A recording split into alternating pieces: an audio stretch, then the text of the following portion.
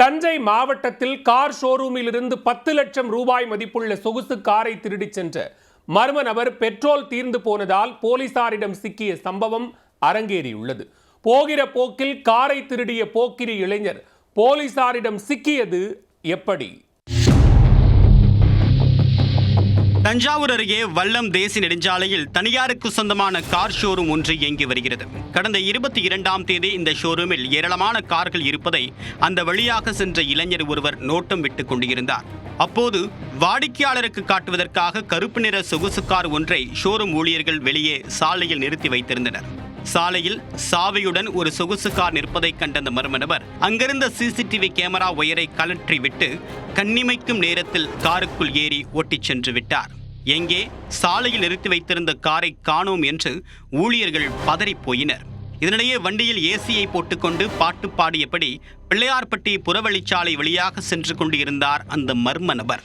ட்ரையலுக்காக வைத்திருந்த காரில் குறைந்த அளவே பெட்ரோல் வைத்திருந்ததால் கார் சாலை நடுவிலேயே நின்று போனது. காரில் பெட்ரோல் போடக்கூட காசு இல்லாத அந்த மர்ம நபர் என்ன செய்வது என்று தெரியாமல் திருதிருவென்று விழித்துள்ளார்.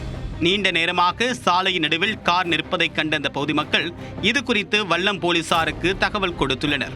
சம்பவ இடத்திற்கு விரைந்து வந்த போலீசார் காரில் இருந்த அந்த மர்ம நபரை பிடித்து விசாரணை மேற்கொண்டனர்.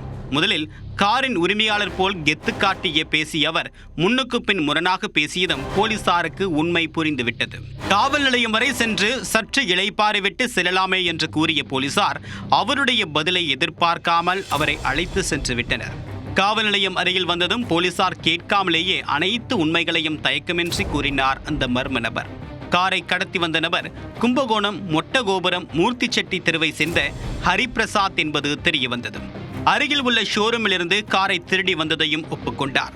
இதனிடையே கார் கம்பெனி மேலாளர் பத்மநாபன் கார் காணாமல் போனது குறித்து போலீசாரிடம் புகார் அளித்தார்.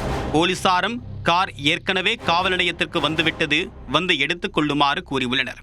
ஹரிபிரசாத் மீது வழக்கு பதிவு செய்த போலீசார் அவரை கைது செய்து சிறையில் அடைத்தனர். மீட்கப்பட்ட காரின் மதிப்பு 10 லட்சம் ரூபாய் என்று தெரிய வந்துள்ளது.